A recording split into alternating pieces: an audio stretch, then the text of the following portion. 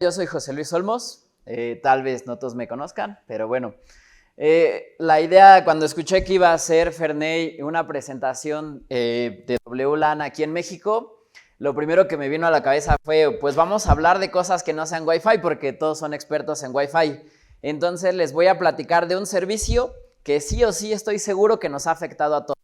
Bueno, de hecho voy a platicar de 3 y el nombre de la presentación es ¿No eres tú? Wi-Fi, soy yo, DDI. Tal vez no estén familiarizados con el término de DDI, pero es el acrónimo de DNS, DHCP más IPA. Entonces, bueno, no podemos preguntar, pero casi todos iban a decir, sí, yo he tenido problemas. Lo que les voy a platicar es primero el DNS. No voy a entrar a detalle. Es un sistema de resolución de nombres que si bien todos lo utilizamos, la verdad es que los libros para el tema son igual que los del CWNA. Entonces es un poco complicado y bueno, la idea es sustituir el archivo de host. No sé si lo hayan utilizado. Hoy en día todavía los Windows, Linux, Mac tienen ese archivo y es el que toma primero para hacer resoluciones. Entonces lo que hace es un sistema que nos ayuda a convertir los dominios en una IP. ¿Por qué? Porque todo funciona con IP, ya sea IPv4, IPv6, local o públicamente, ¿de acuerdo? Entonces, bueno, no voy a indagar más ahí. Y lo que les quiero explicar primero que nada es la jerarquía. Hay 13 servidores que se llaman root. La jerarquía en DNS es de derecha a izquierda, no al revés. Siempre hay un punto a la derecha que si bien no se escribe, existe ahí. Y hay 13 servidores a nivel mundial que están distribuidos, son los que nos van a contestar.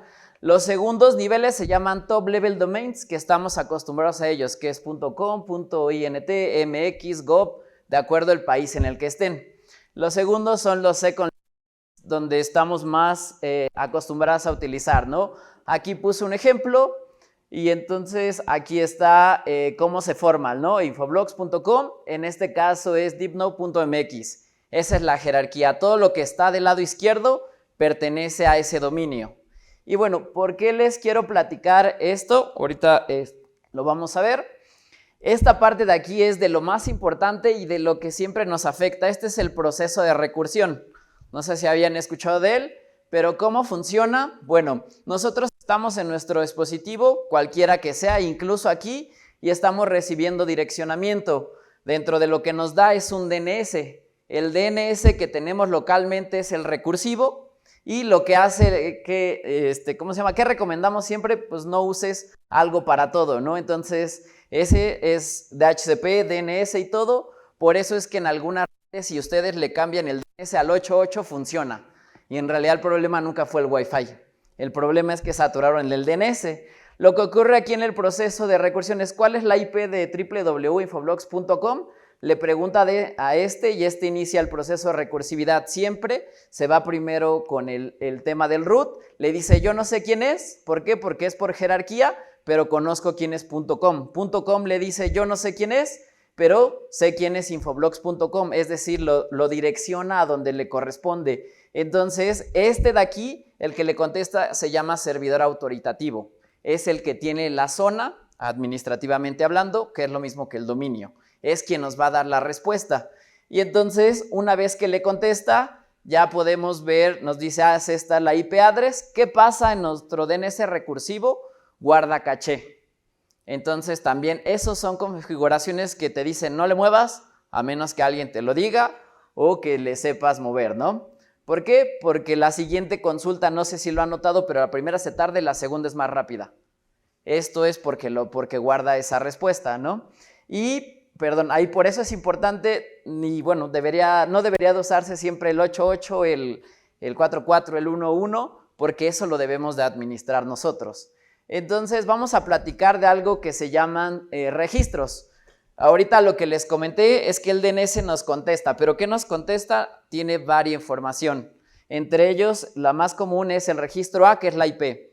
El registro 4 veces A es IPv6. El registro MX es el correo, Mail Exchanger. Entonces, por esta parte es lo que vamos a estar recibiendo. De hecho, con el tema de la pandemia casi todo está en la nube y muchas de las aplicaciones lo que necesitan es cierto tipo de registros, que es el TXT, para que funcione. Skype for Business lo hacía. Cuando tú lo conectabas te pedía uno, ¿no? Esa es la parte recursiva. En el tema de la parte autoritativa, aquí les estoy mostrando un tema de configuración. Ahí hay un registro, el primero que dice SOA. Este es el más importante cuando hablamos de un tema autoritativo porque es el Startup Authority. Si no tienes ese registro, no eres un servidor autoritativo. ¿De acuerdo? Y esto, bueno, ahí vienen algunos registros adicionales. Ahorita voy a platicar un poquito más de este tema. Ya que entramos tantito en detalle en el tema de lo que es el DNS autoritativo y recursivo, les voy a platicar cómo es que nos podría proteger un servidor DNS en el tema recursivo. Bueno, con el tema de clientes, el tema de malware, spyware y muchos de esos equipos lo que hacen es que se instalan en sus servidores y consultan sitios maliciosos. Entonces, ¿qué podemos hacer? Pues podemos hacer que nuestro DNS recursivo le agregamos una licencia de seguridad y lo que va a hacer es descargar parecido a firmas, no le llaman firmas, le llaman FIT, que es una base de datos en donde te va a decir estos sitios son maliciosos. ¿Y qué ocurre aquí? Pues nosotros estamos teniendo seguridad desde la parte del DNS recursivo. Entonces, ¿cómo nos podría ayudar? De hecho, esto ya lo hemos visto en escuelas, en donde la experiencia del usuario es, oye, pues ¿qué le hicieron, no? Qué bueno que la red está más rápida, pero en realidad no es así. ¿Qué hacemos para probar las redes inalámbricas? Ferney lo ha dicho, no es lo más recomendado, pero el speed test, ¿no? Mira, tengo 200 megas. El ePerf si lo hacemos de manera local, pero ¿qué pasa cuando ya nos vamos a buscar otros sitios? Se tarda en cargar la página, falla. Y entonces una de las cosas es el DNS, ¿no? Por eso les decía, si ustedes lo cambian, lo pueden habilitar. Y de hecho, al proteger en el tema de recursividad, lo que hacen los otros, la parte maliciosa, salud, es que le cambian, le agregan algunos datos y buscan otro tipo de servidores DNS que son hostiles. ¿De acuerdo? Entonces, eso es lo que nos va a defender. Ahora les voy a platicar un poquito de casos de usos redes inalámbricas. Primero que nada, en el tema de redes invitados, ¿qué nos pasa con el portal cautivo? Hoy en día sí o sí tiene que tener certificados para que funcione, si no falla muchísimo. ¿Y qué es lo que pregunta? Un registro tipo A, ¿no? Para que nos conteste la página. ¿Por qué? Porque en redes de invitados también lo que vendemos es publicidad. A veces es ahí donde dice, pues yo te pongo el Wi-Fi, pero si no levanta, la experiencia no sirve. Entonces, eso es una de las funcionalidades en DNS. Ahorita les voy a explicar en DHCP. En el tema de autenticación por certificados, esto nos pasó en una entidad del gobierno donde se autenticaban con certificados todos los usuarios.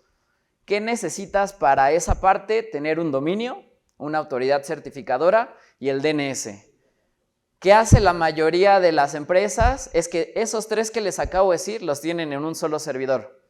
Y si no, cuando estás configurando un directorio activo, no sé si les ha tocado, te dice, ¿quieres que sea DNS? Ah, pues dale, ¿no? Ya estoy aquí.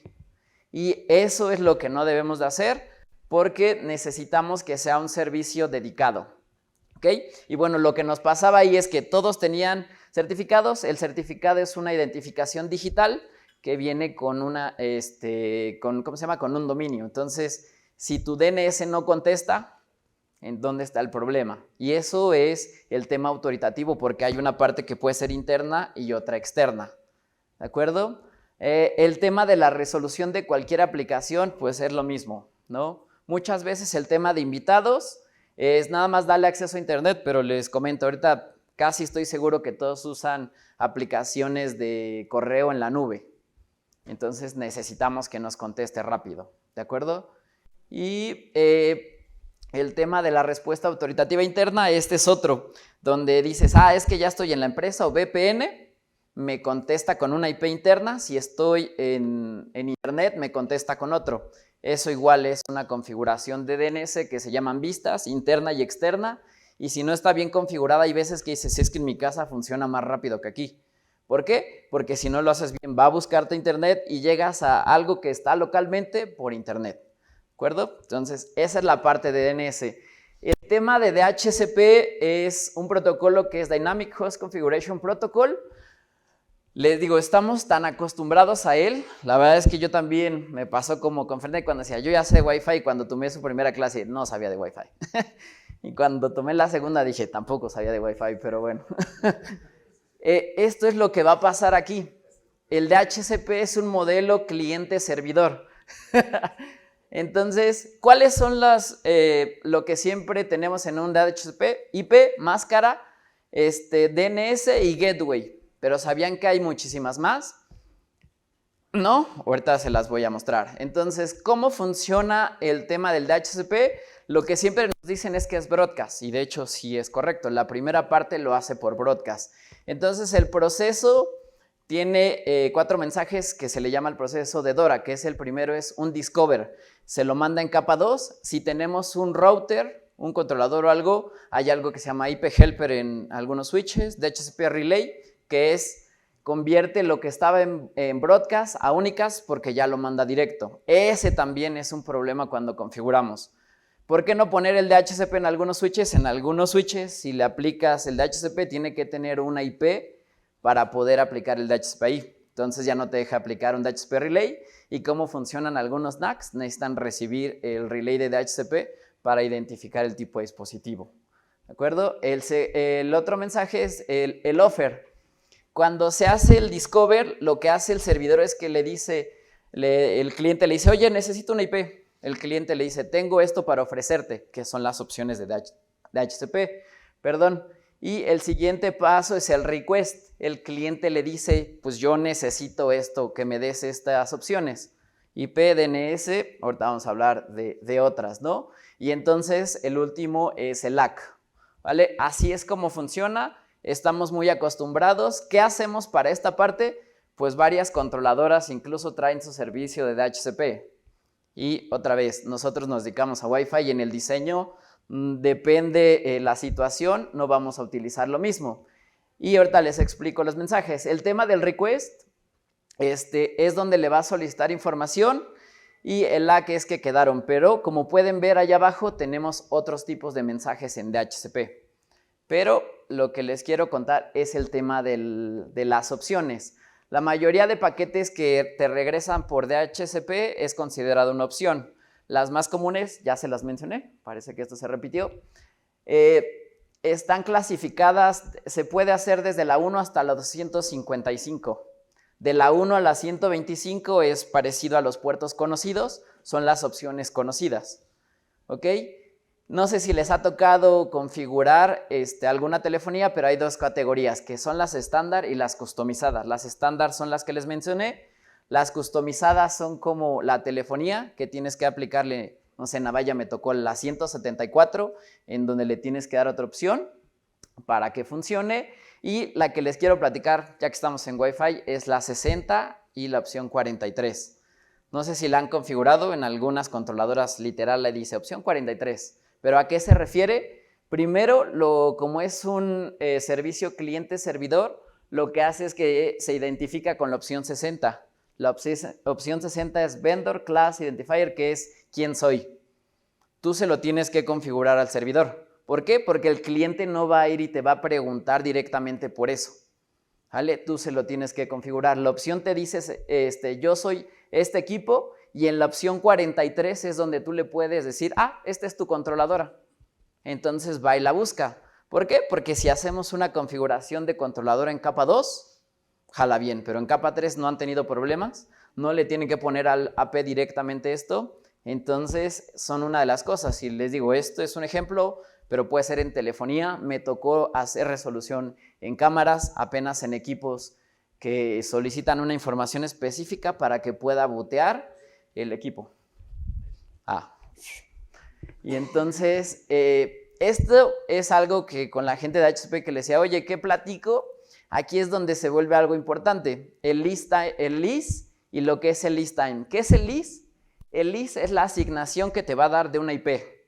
¿Por qué? Porque tenemos nuestra red, tenemos 254 en máscara de 24, pero ¿saben lo que es el list time? El list time es el tiempo que te lo va a mantener. ¿vale? Pero bueno, dices, ok, ahí está bien, pero lo que es más importante son los timers. Hay un timer 1 y timer 2, ¿no? Me gusta decir eso. El primero te lo va a preguntar a la mitad del tiempo. Entonces, hubo problemas en una escuela porque ponían un timer de 4 horas. Imagínense que tienen 4,000 estudiantes y reciben una IP más o menos a la misma hora. A las 2 horas, que es la mitad del tiempo, te va a mandar un mensaje de HTTP request. No te pide otra IP. Lo que te dice, oye, pues todavía tengo mi IP, ¿me la vas a mantener? Sí. Y entonces pasa. El otro es a los 7/8 del tiempo. Esto ocurre por lo regular cuando se va la gente. Entonces no lo encontró en el primer timer, lo busca en el timer 2 y si no, pues entonces libera el lease. ¿De acuerdo? Eso es de lo más importante que hay en el tema de DHCP en cuanto a lo que hablamos de direccionamientos. Y ahorita les voy a decir por qué. Vamos igual, casos de uso, redes de invitados. ¿Cuántas veces les ha pasado? Es que ya no tenemos direcciones IPs. Ay, perdona. Ya no tenemos direcciones IPs para invitados. ¿Por qué? Porque pusiste una máscara de 24 y el list time lo pusiste de 8 horas. La idea es dependiendo el caso de uso. Otra cosa que pasó, fui con un cliente, no lo voy a quemar, pero me dice, es que mi DHCP, no estoy hablando ahorita de ninguna marca, me dice, lo tengo de 12 minutos. Le digo, no, ¿cómo crees? 12 minutos. Me dice, es que luego falla. Y le digo, pues no hagas eso, ¿no? Es lo mismo que nos pasa en Wi-Fi, ¿no? Es que vi en YouTube que decía, ¿cómo el DNS más rápido para jugar? Y no es cierto, ¿no? O el Wi-Fi, perdón. Entonces, las redes para empleados. Lo mismo ocurre, me tocó una implementación en donde la mayoría de las redes estaban ya asignadas a lo que se le llama un fixed address. Pero, ¿cuál es la diferencia entre hacerlo de manera local y con un DHCP? Que tienes la administración y al menos sabes quién es el que lo tiene asignado. Tú ya le puedes decir, siempre vas a recibir esa IP, pero yo ya sé qué dispositivo es. El otro es redes para dispositivos con características específicas, cámaras, cualquier cosa de IoT. ¿Por qué? En los iPhones, no sé si les llegó a pasar, que si no le ponían al DHCP DNS, se quedaba pensando. Eso es, ¿por qué? Porque dentro del request que pides, si no me das un DNS, no voy a funcionar. ¿Y qué dice la gente? Es el Wi-Fi. Nadie dice, seguro no pusieron el DNS, ¿vale? Entonces, de ahí va mucho esta plática, ¿no? Y el tema de la integración con un NAC. Me tocó ir con un cliente que lo que hacía es registrar, hay varios perfiles en donde le puedes decir, si no es este equipo en específico, no le asignes IP. De hecho, se puede hacer una integración con varios NACs, ¿de acuerdo? Y por último, el tema de IPAM. ¿Qué es IPAM? ¿Cómo administran las IPs? A mí me tocó que la administración se hacía por Excel. De hecho, es el IPAM mundialmente más utilizado. IPAM es IP Address Management y lo que les quiero mostrar es un tema en donde visualmente es como ir al cine y decir, quiero elegir este lugar. Ese es nuestro pool. Cada color nos va a mencionar si es una IP que está asignada. Si está en negro, hace un escaneo y te dice, alguien la está utilizando, porque a la gente le gusta ponerse IPs porque dicen que saben de redes. Y lo otro que podemos hacer es agregarle metadata a cada asignación que tenemos. ¿De acuerdo? Entonces, esta es la parte. Muchas gracias. Y antes de irme, se me quedan 50 segundos. Ahorita que me quedé pensando, le dije a Thor que le digo, todos somos expertos en Wi-Fi, pero nos conectamos a una red que es insegura. Entonces, lo que tenemos aquí es que una de las partes que puedes proteger es el tema del DNS recursivo. Tengo un cliente configurado en mi computadora y si yo trato de ver alguna página que no está ahí, pues no me va a dejar. Me va a decir, oye, pero pues ¿cómo le haces? Lo que hace es que literal genera un DNS local, lo puedes conectar, les dices si sí o si no, lo pueden borrar y entonces puedes hacer filtrado de contenido desde el DNS. Y si me dicen, oye, ¿y cómo sabemos que sí es cierto? Pues bueno, aquí están las amenazas y aquí están los sitios en donde intenté buscar esto y me dice que los bloqueó. De acuerdo, pero... Puedes hacer un NS lookup cuando te bloquea y cuando no tienes el filtro, ¿quién te resuelve? Te sigue resolviendo. Esa es muy buena pregunta. Me está diciendo, de hecho, qué bueno que mencionaste, el NSLOOKUP es una de las herramientas que utilizamos para resolución de nombres. No se debe utilizar porque el NSLOOKUP guarda caché. Lo que recomiendan los expertos de DNS es el comando dig. Por defecto no viene en Windows, pero sí en Linux. Pero bueno, contestando tu pregunta, te contesta este agente. Lo que hace es que te genera un servidorcito local, y hace la consulta hacia donde tú vayas. De hecho, si yo le pongo aquí en esta parte, este es mi terminal y el comando es dig, yahoo.com. Aquí abajo, estas son las opciones que nos da. Lo más importante es la respuesta, no error, y aquí me está diciendo quién me hace la consulta, que es lo que preguntaban ahí. Entonces, si me dices, pero si lo modificas, esa es la opción. O sea, puede llegar, ahorita de hecho no me deja modificarlo, incluso sin ponerle todos los permisos que viene asignado aquí. Y pues, si yo le quisiera agregar el 8811 para saltarme esta parte, no puedo.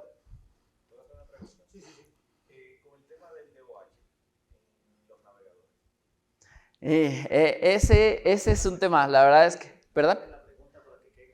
Es que, bueno, no sabían, pero en temas de DNS, me dijiste del DOH, es el DNS over HTTPS. Entonces, todavía no está al 100 y lo que sí es que es un arma de doble filo, porque está cifrando todo el DNS, entonces tampoco puedes ver qué pasa por ahí. Todavía la verdad es que no me han tocado implementaciones de ese tipo, pero así es el DNS over HTTPS y el over TLS, que no es lo mismo, aunque se parece. Pero bueno, muchas gracias.